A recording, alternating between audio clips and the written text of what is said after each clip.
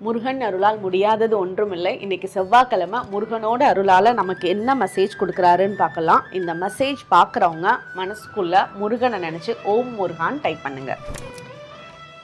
கந்தான்னு சொன்னாலே கவலைகள் எல்லாம் தீர்க்க போறாரு. கந்தான்னு சொன்னாலே உங்களோட கர்ம வினைகளையே மாற்றி அமைக்கக்கூடிய பவர் உங்க கூடயே முருகனை வச்சுட்டு இருக்கீங்க.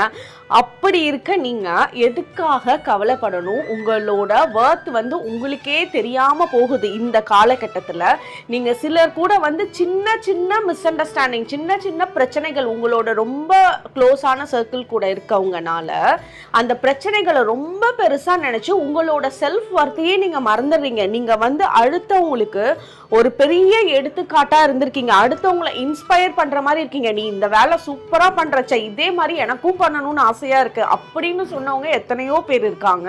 அதெல்லாம் மறந்துட்டு ஒரு சின்ன